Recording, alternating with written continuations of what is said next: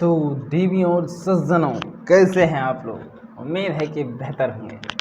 आज के इस वीडियो में हम बात करेंगे अति सुधो स्नेह को मारग है के वस्तुनिष्ठ प्रश्न यानी ऑब्जेक्टिव क्वेश्चंस के। तो फटाफट से शुरू करते हैं। यहाँ पर हमारा जो पहला प्रश्न है वो है, थोड़ा सा इसको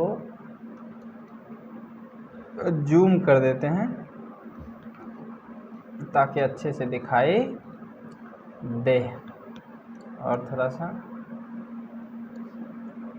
चलिए। इसमें हमारा पहला प्रश्न दिया गया है कि प्रेम की पीर के कवि हैं। तो प्रेम की पीर के कवि घनानंद को कहा गया है। इसका ऑब्जेक्टिव मैंने कवि परिचय में ये बात मैंने बताया था, ठीक है। तो प्रेम की पीर के कवि घनानंद। दूसरा प्रश्न, मोह असु वानी ही लय बरसों के कवि हैं कौन? तो इसके भी कवि है घनानंद। तो ऑप्शन ए। तीसरा सवाल,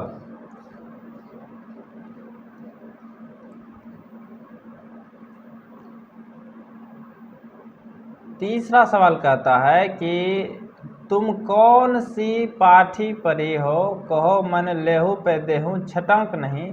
पंक्ति जो है किस कविता की है? यहाँ पर थोड़ा सा गड़बड़ कर दिया है। यहाँ पर था तुम कौन धो पाटी पढ़ी हो, कहो मन लेहू पे देहू छटक नहीं। तो यह पंक्ति लिया गया है अति सुधो स्नेह को मारग हैं, ऑप्शन सी, इसी से लिया गया है। चौथा प्रश्न है कि घनानंद की भाषा क्या है? ये काफ़ी महत्वपूर्ण प्रश्न है कि घनानंद की भाषा क्या है। तो इसकी भाषा जो थी वो अवधी थी, सॉरी अवधी नहीं, ब्रज भाषा। घनानंद की भाषा ब्रज भाषा, अवधी प्राकृत पाली ब्रज भाषा। तो क्या हो जाएगा? ब्रज भाषा, ऑप्शन बी। पांचवा प्रश्न, घनानंद का जन्म कब हुआ था? तो 1669 ईस्वी के आसपास नहीं, 1679 ईस्वी के पास नहीं, 1699 ईस्वी के पास नहीं, 1689 ईस्वी के आसपास। तो ऑप्शन सी, 5 का ऑप्शन सी हो जाएगा, 1689 ईस्वी के आसपास। अगला प्रश्न देखते हैं, घनानंद किस युग के कवि हैं? घनानंद किस युग के कवि है? आदिकाल, भक्तिकाल, रीतिकाल और आधुनिक काल। तो इसमें हम बताए थे कि घनानंद रीतिकालीन कवि हैं, यानी रीतिकाल के कवि हैं, ऑप्शन सी। और सातवां प्रश्न है, घनानंद की रचना है सुजान रसखान, ये नहीं है, प्रेम वाटिका नहीं है, जपूजी नहीं है, सुजान सागर, ये हो जाएगा 7 का ऑप्शन डी। सुजान सागर जो है ये घनानंद की रचना है। आठवां प्रश्न, घनानंद ने किस मुगल बादशाह के यहाँ मीर मुंशी का काम करते थे? तो मुगल बादशाह मोहम्मद शाह रंगीले के यहाँ, ये भी बताए थे कवि परिचय में। तो इसका उत्तर हो जाएगा ऑप्शन डी। अगला, कवि ने पर्जन्य किसे कहा है? तो कवि ने पर्जन्य कहा था बादलों को, तो ऑप्शन सी। ये सारा मैंने कवि परिचय में कराया है, आप जाकर के उसको देखिए अपने आप, ये सारा ऑब्जेक्टिव याद हो जाएगा। घनानंद कवि है रीतिमुक्त, रीतिबद्ध, रीति सिद्ध और छायावादी। तो इसका उत्तर हो जाएगा रीति मुक्त कवि, रीतिकाल के रीति मुक्त कवि थे ये घनानंद, ऑप्शन ए। 11वां प्रश्न, अति सुधो स्नेह को मारग है जहाँ नेकु सयाना बांक नहीं, यह पंक्ति किस कवि की है? तो यह पंक्ति जो है कवि घनानंद की है। किसकी है? घनानंद की, ऑप्शन डी। अगला प्रश्न देख लेते हैं, आचार्य शुक्ल ने किसके संबंध में कहा है कि प्रेम मार्ग का ऐसा प्रवीण और धीर पथिक तथा जवादानी का ऐसा दावा रखने वाला ब्रज भाषा का दूसरा कवि नहीं हुआ? तो घनानंद के बारे में कहा है। किनके बारे में? घनानंद के संबंध में, तो ऑप्शन सी। अगला प्रश्न है, घनानंद के प्रमुख ग्रंथ हैं सुजान सागर, विरलीला, रसिकेली वल्ली और उपयुक्त सभी।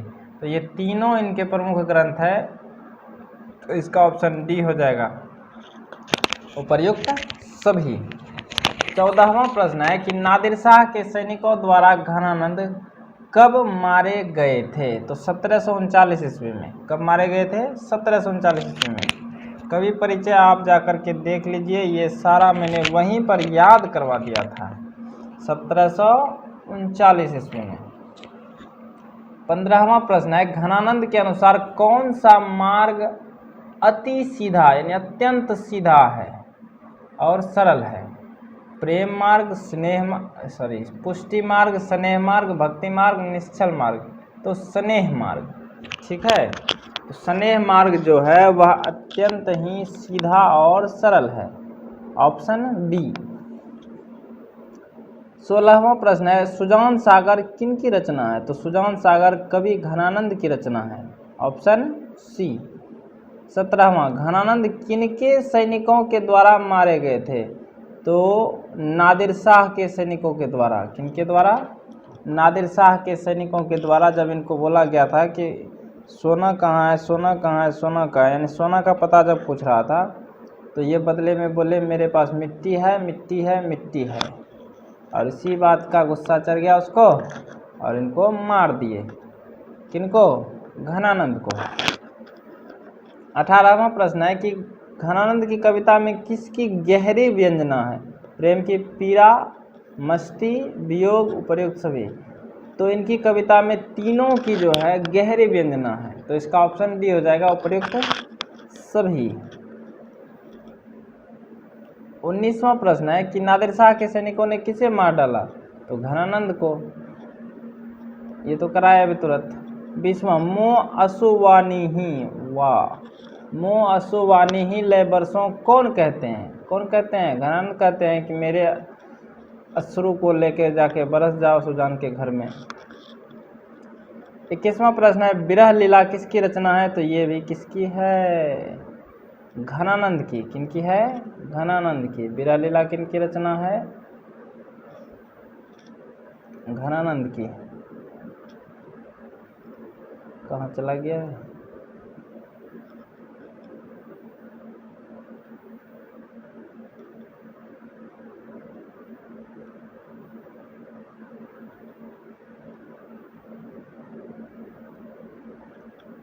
अब देखते हैं अगला प्रश्न, थोड़ा सा बचा हुआ है, इसको भी फटाफट से कर लेते हैं, जरा हेरा गया था इसीलिए।